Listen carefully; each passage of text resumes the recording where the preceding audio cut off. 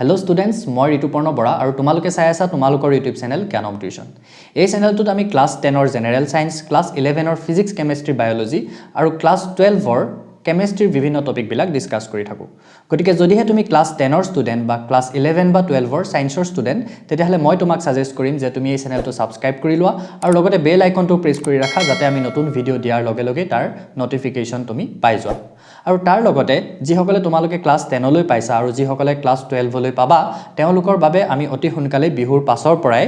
আমাৰ যিবিলাক live tuition class আমি গুগল মিটৰ যোগেৰে আগবঢ়াও অতি ইফেক্টিভলি ক্লাস বিলাক আৰম্ভ কৰা হ'ব। গতিকে তোমালোকে যদি আমাৰ ক্লাছত এনৰোল হ'বলৈ বিচাৰা তেতিয়াহলে আমাৰ ডেসক্ৰিপচনত থকা নাম্বাৰত আমাৰ লগত যোগাযোগ কৰিব পাৰিবা WhatsAppৰ যোগেৰে। যদি তোমালোক কোনোবাই লাষ্টৰ ক্লাছটো চোৱা নাই তেনেহলে তোমালোকে ডেসক্ৰিপচনত থকা লিংকত গৈ লাষ্টৰ ক্লাছটো চাব পাৰিবা বা যিসকলে প্ৰথমৰ পৰা ক্লাছবিলাক চাব জনা নাই তেওঁলোকে যদি আমাৰ চেনেলৰ লগোটোত ক্লিক কৰা তেতিয়াহলে এনেদৰে আমাৰ পেজটো খুল খাব আৰু তাত ওপৰত তোমালোকে ভিডিওস প্লেলিষ্ট এনেদৰে দেখিবলৈ পাবা। তাত তোমালোকে প্লেলিষ্টত গলে বিভিন্ন ধৰণৰ প্লেলিষ্ট বিলাক দেখিবলৈ পাবা বেলেগ বেলেগ লেসনৰ। তাতে তোমালোকে ক্লাছ 10 ৰ প্লেলিষ্টখনত গলে তোমালোকৰ ভিডিও বিলাক একাধিক্ৰমে চাব পাৰিবা আৰু বুজিবলৈ তোমালোকৰ সুবিধা হ'ব।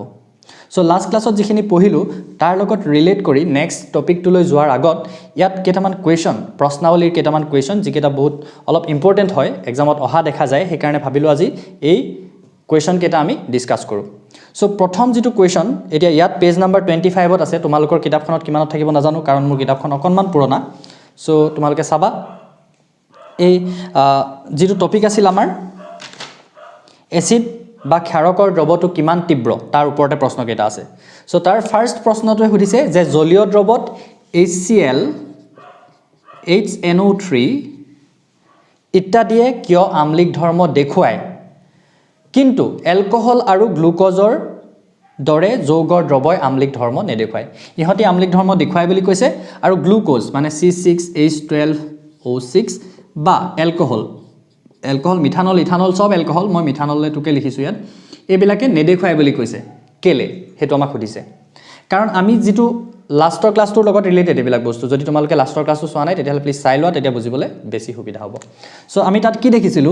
যে এই যিবিলাক এসিড বা ক্ষাৰকৰ দ্ৰৱ ইহতি জলীয় দ্ৰৱৰ উপস্থিতি কি কৰে আয়ন উৎপন্ন কৰে। এটা যেহেতু ইহতি এসিড হাইড্ৰক্লোৰিক এসিড আৰু নাইট্ৰিক এসিড সো এসিড বিলাকে কি উৎপন্ন কৰে H পজিটিভ আয়নৰ বাবে হিয়তি কি দেখুৱায় আম্লিক ধৰ্ম দেখুৱায়। গতিকে আমি কথাটো এনেকা ধৰণে ক'ব লাগিব যে এসিড আৰু ক্ষাৰকৰ দ্ৰৱবোৰে কি কয় এইটা এসিড হয়নে HCl আৰু HNO3 দ্ৰৱই জলীয় দ্ৰৱত কি উৎপন্ন কৰিব H পজিটিভ আয়ন উৎপন্ন কৰিব। হেহে হিয়তি কি কয় হিয়তৰ জলীয় দ্ৰৱত আম্লিক ধৰ্ম দেখুৱায়। কিন্তু এই যিবিলাক দ্ৰৱ ইহতি কি হয় ইহতি সহযোজী যৌগ এটা হল সহযোজী যৌগ কাৰ্বনৰ যিবিলাক যৌগ হেবিলাক সহযোজী বান্ধনী থাকে আৰু ইহতি আয়ন উৎপন্ন কৰিব নোৱাৰে কোনো ধৰণে জলীয় দ্ৰৱত। সো ইহতি কি কৰে এসিড বা ক্ষাৰকৰ ধৰ্ম দেখুৱাব নোৱাৰে। সো কোৱেশ্চনটোৰ এনসাৰটো আমি কেনে ধৰণে লিখিব পাৰিম যে HCl HNO3 আদি যৌগৰ দ্ৰৱই কি উৎপন্ন কৰে H পজিটিভ আয়ন উৎপন্ন কৰে যাৰ বাবে হিহতে আম্লিক ধৰ্ম দেখুৱায়। কিন্তু গ্লুকোজ বা এলকহলৰ দৰে সহযোজী যৌগবোৰে জলীয় দ্ৰৱত কোনো ধৰণৰ আয়ন উৎপন্ন নকৰে হেহে হেতি এসিড বা ক্ষাৰকৰ কোনো ধৰণৰ ধৰ্ম প্ৰদৰ্শন নকৰে। সো এটোৱে হল তাৰ উত্তৰ সঠিকভাৱে যদি আমি উত্তৰটো লিখিবলৈ চাও তাৰ উত্তৰটো হ'ব এটোৱে। নেক্সট আমাৰ কোৱেশ্চনটো আছে এসিড এটাৰ জলীয় দ্ৰৱই কিয় বিদ্যুৎ পৰিবহন কৰে হেতু আমি লাষ্টৰ ক্লাছটোত ডিসকাস কৰিছিলো। HCl ৰ দ্ৰৱ কথাই কলো যেনিবা এসিড এটাৰ জলীয় দ্ৰৱই কিয় কি কৰিব পাৰে বিদ্যুৎ পৰিবহন কৰিব পাৰে কাৰণ এসিড এটাৰ জলীয় দ্ৰৱত কি উৎপন্ন হয় আয়ন উৎপন্ন হয় হে একেটা এনসাৰ। এটা HCl টোকে যদি আমি ভাঙি দিও H পজিটিভ Cl মাইনাস চলে কি হৈ যাব ই ভাঙি যাব কি হয় কথাটো আমি কেনে ধৰণে লিখিম যে এসিডৰ জলীয় দ্ৰৱই কি কৰে আয়ন উৎপন্ন কৰে আৰু সেই আয়ন উৎপত্তি হোৱাৰ কাৰণে কি হয় তাত তাৰ মাজেৰে বিদ্যুৎ প্ৰবাহিত হ'ব পাৰে। এসিডৰ জলীয় দ্ৰৱৰ মাজেৰে বিদ্যুৎ প্ৰবাহিত হয় কিয়নো এসিডৰ জলীয় দ্ৰৱই বা কিয়নো এসিড এটাই কি হয় জলীয় দ্ৰৱত আয়ন উৎপন্ন কৰে। সো হেতু হ'ব তাৰ উত্তৰ। নেক্সট আমাৰ আৰু এটা প্ৰশ্ন থাৰ্ড প্ৰশ্নটো সুধিছে হুকান HCl গেছে হুকান হাইড্ৰক্লোৰিক গেছে HCl গেছে কিয় হুকান লিটমাস কাগজৰ ৰং পৰিৱৰ্তন নঘটায়। এটো এটা আমি পৰীক্ষা বৰ্ণনা কৰিছিলো আমাৰ লাষ্টৰ যেটো ক্লাছ আছিল তাত ইয়াৰ পৰা যেনিবা HCl গেছ ওলাই গৈ আছে এও HCl গেছ ওলাই গৈ আছে হুকান HCl গেছ তাত যদি আমি ইনে HCl টো কি বুলি জানো আমি এসিডিক হয় কিন্তু তাৰ ওপৰত যদি আমি নীলা লিটমাছ হুকান নীলা লিটমাছ কাগজ এখন ধৰু তাৰ ৰঙৰ কোনো পৰিৱৰ্তন হোৱা নাছিলে কিন্তু এসিডে কি কৰিব লাগে আসলতে নীলা লিটমাছ কাগজখনক ৰঙা কৰিব লাগে কিন্তু আমি যদি হুকান নীলা লিটমাছ কাগজখন লৈছিলো তাত ৰঙৰ পৰিৱৰ্তন হোৱা নাছিলে কিন্তু ইয়াত যদি টিটি থকা আমি নীলা লিটমাছ কাগজ এখন লওঁ হেখন লগে লগে ৰঙা হৈ যায় হুকানখন আৰু টিটি টকাখন পাৰ্থক্যটো কি হুকানখনত একো পানী চানি নাই টিটাখনত কি আছে পানী আছে তাৰ মানে পানীৰ উপস্থিতিতে এই HCl টো কি উৎপন্ন কৰিছে H পজিটিভ আয়ন উৎপন্ন কৰিছে বা হিয়তি কি দেখাইছে তাৰ এসিডিক ধৰ্মটো প্ৰদৰ্শন কৰিছে সো কথাটো আমি কেনেকৈ লিখিব লাগিব ইয়াত প্ৰশ্নটো হৈছে হুকান HCl গেছে কিয় হুকান লিটমাছ কাগজৰ ৰঙৰ পৰিৱৰ্তন নঘটায় উত্তৰটো আমি এনে ধৰণে লিখিম যে হুকান HCl গেছে হুকান লিটমাছ কাগজৰ ৰঙৰ পৰিৱৰ্তন নঘটায় কিয়নো কেৱল জলীয় দ্ৰৱৰ উপস্থিতিতে এসিডবোৰে H পজিটিভ আয়ন উৎপন্ন কৰি আম্লিক ধৰ্ম প্ৰদৰ্শন কৰে সো একুৰেটলি আমি উত্তৰটো এনেকৈ লিখি দিলে হৈ যাব নেক্সট কুৱেশ্যনটো আমাক সুধিছে যে এসিড এটা লঘু কৰোতে এসিড পানীত যোগ কৰিবলৈ কোৱা হয় কিন্তু পানী এসিডত যোগ কৰিবলৈ কোৱা নহয় তাৰ মানে কি কৈছে হেতু কথাও আমি লাষ্টৰ ক্লাছটোত ডিসকাস কৰিছিলো তোমালোকৰ হেতু চালে সুবিধা হ'ব কি কৈছে আমাক আমি এসিড আৰু পানী যেতিয়া মিহলাও তেতিয়া তলত এসিড খিনি লৈ ওপৰৰ পৰা পানী তাত নিদু এটো ভুল তাৰ পৰিৱৰ্তে আমি কি কৰো তলত আমি পানী লৈ লওঁ তাৰ ওপৰত আমি লাহে লাহে কি দিও এসিডটো দিও এই প্ৰশ্নটো আমাক সুধিছে কি বুলি যে এসিড এটা লঘু কৰোতে এসিড পানীত যোগ কৰিবলৈ কোৱা হয় কিন্তু এটো কোৱা হয় এসিড পানীত যোগ কৰিবলৈ কিন্তু এসিডত পানী যোগ কৰিবলৈ কোৱা নহয় কিয় এই কথাটো আমি ধুনিয়াকৈ বৰ্ণনা কৰিছিলো এই ক্ষেত্ৰটোত কি হৈছে এই এসিডৰ সাৰফেসখন ডাঙৰ হৈ আছে এই ক্ষেত্ৰটোত ওয়াটাৰৰ সাৰফেসখন ডাঙৰ হৈ আছে এই ওপৰৰ পৰা যেটো বস্তু আমি পেলাম তাত হিটো ক্ষীণকে বা টুপটুপকে বা যদি অকমানকেও ঢালি দিও হি ক্ষীণ হৈহে পৰিব ইয়াৰ ওপৰত কিন্তু ইয়াৰ সাৰফেসখন ডাঙৰ হৈ আছে আৰু তাপটো কোনে উৎপন্ন কৰে এসিডটোৱে উৎপন্ন কৰে তাপটো এসিডটোৰ ফালৰ পৰা উৎপন্ন হয় পানীখিনিটো ইনে গৰম হৈ নাথাকে বকবকাই নাথাকে কিন্তু এসিড কিছুমান এনেকুৱাও থাকে যিবিলাক বকবকাই থাকে হয়নে সো এতিয়া যদি আমি ইয়াৰ ওপৰত ওয়াটাৰটো ঢালো আৰু এই যেটো বিক্ৰিয়া এসিড আৰু পানী মিহলি কৰা বিক্ৰিয়াটো অতি এক্সোথাৰ্মিক মানে তাপবৰ্জী বিক্ৰিয়া বহুত তাপ উৎপন্ন হয় আৰু তাপটো কাৰ ফালৰ পৰা উৎপন্ন হয় এসিডটোৰ ফালৰ পৰা এতিয়া ইয়াত যদি আমি পানীখিনি ঢালি দিও এসিডৰ সাৰফেসখন ডাঙৰ হৈ আছে তাপ বেছিকৈ উৎপন্ন হ'ব হয়নে কিন্তু ইয়াত ওপৰৰ পৰা আমি কি দিছো এসিডটো দিছো আৰু পানীৰ সাৰফেসখন ডাঙৰ হৈ আছে যেটো ঠাণ্ডা বস্তু তাৰ সাৰফেসখন ডাঙৰ হৈ আছে বা তাৰ পৃষ্ঠকালিটো বেছি হৈ আছে এতিয়া ইয়াত যেতিয়া এই টুপাল টুপালকে এসিডটো আহি পৰিব এটুপাল পৰিলে তাৰ যিখিনি গৰম আছিল হেখিনি ধুনিয়াকৈ পানীখিনিত মিহলি হৈ গল আকৌ এটুপাল পৰিলে লাহেকে মিহলি হৈ গল তো ইয়াৰ তুলনাত কি হ'ব কম তাপ উৎপন্ন হ'ব সেই কাৰণে কি কৰা হয় এসিডত পানী যোগ কৰা নহয় পানীত এসিড যোগ কৰা হয় লাহে লাহে যোগ কৰা হয় সো প্ৰশ্নটোৰ উত্তৰটো আমি কেনেকৈ লিখিব লাগিব এসিড এটা লঘু কৰোতে এসিড পানীত যোগ কৰিবলৈ কোৱা হয় কিন্তু পানী এসিডত যোগ কৰিবলৈ কোৱা নহয় কাৰণ এসিড আৰু পানী মিহলি কৰা বিক্ৰিয়াটো অতিশয় তাপবৰ্জী বিক্ৰিয়া যদি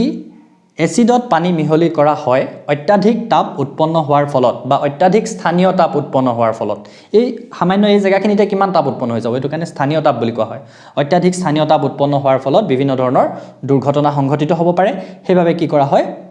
পানীতহে এসিড লাহে লাহে মিহলি কৰা হয় গম পাইছা এটো উত্তৰ হেতুৱে আৰু ধুনিয়াকৈ ভাষাৰ লালিত্য লগাই লিখিব পাৰা কনসেপ্টটো যদি তোমালোকে ল'ব পাৰিছা তেতিয়া হলে তাৰ পিছত আমাৰ যেটো নেক্সট কুৱেশ্যনটোৱে সুধিছে যে এসিডৰ দ্ৰৱ এটা লঘু কৰোতে হাইড্ৰোনিয়াম আয়ন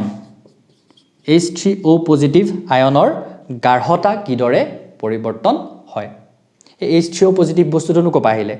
এতিয়া আমি কি বুলি জানিছিলো যে এসিডত কি থাকে H পজিটিভ আয়ন থাকে কিন্তু এই যিবিলাক H পজিটিভ আয়ন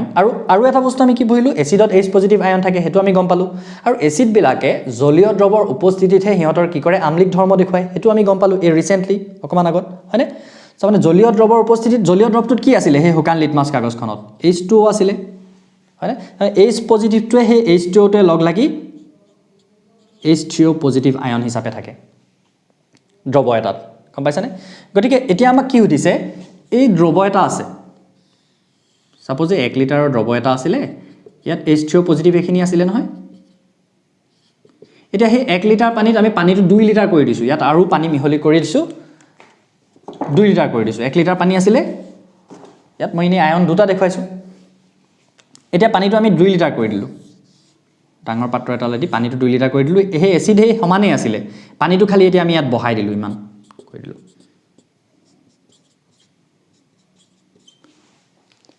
যেতিয়া কম পালি কৰি থোৱা আছিল তেতিয়া কি হৈছিল এই H2O পজিটিভ বিলাক বেছি উচৰাচৰিকে আছিল মই দুটা ইনে দেখাইছো ধেই থাকিব তাত হয়নে H2O পজিটিভ যেটো আয়নৰ কাৰণে এসিডটোৱে এসিডিক ধৰ্ম দেখুৱায় এসিডটোৱে আমলিক ধৰ্ম দেখুৱায় হেতু হল H পজিটিভ আৰু H পজিটিভটো অকলে নাথাকে ওয়াটাৰ লগত লাগি এনেকে H2O পজিটিভ হিচাপে থাকে হল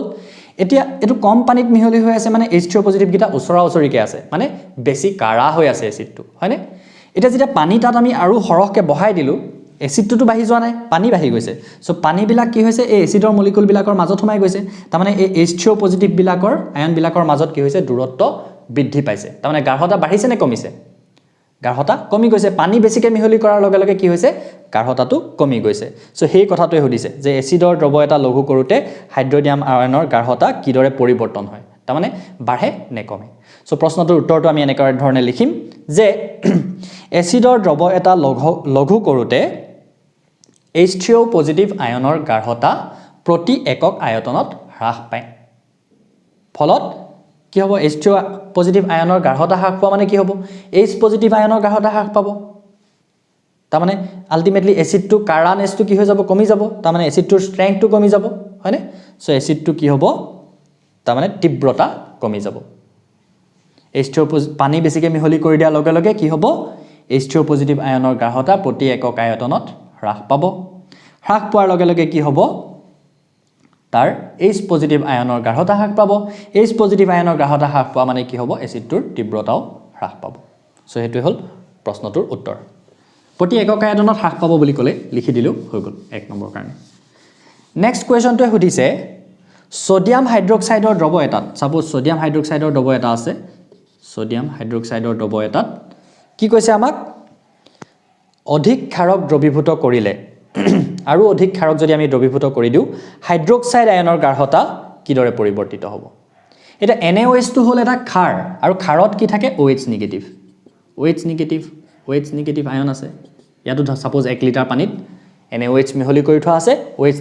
নিগেটিভ আয়ন কিছুমান আছে পানীত হল এতিয়া আমাক আৰু পানী মিহলি কৰাৰ কথা কোৱা নাই আমাক এবাৰ তাৰ উল্টাটো কৈছে এবাৰ কি কৈছে আৰু যদি ইয়াক আমি ক্ষাৰক দি দিও পানী বহুৱা কমোৱা একো কৰা নাই আৰু যদি ক্ষাৰক দি দিও তেতিয়াহলে OH নিগেটিভ আয়নৰ গাঢ়তাটো কমিব নে বাঢ়িব তাৰ মানে হেতু দিছে obviously বাঢ়িব এতিয়া 1 লিটাৰ পানীত সাপোজ এনেকে যেনিবা OH নিগেটিভ এখিনি আছিল আৰু যদি NaOH অলপ দি দিও আৰু OH তাত আহি যাব হে পানীটো 1 লিটাৰে আছে সো গাঢ়তা তাৰ মানে ইয়াৰ মাজত আৰু OH হোবা সোমাই যাব আহি পিনি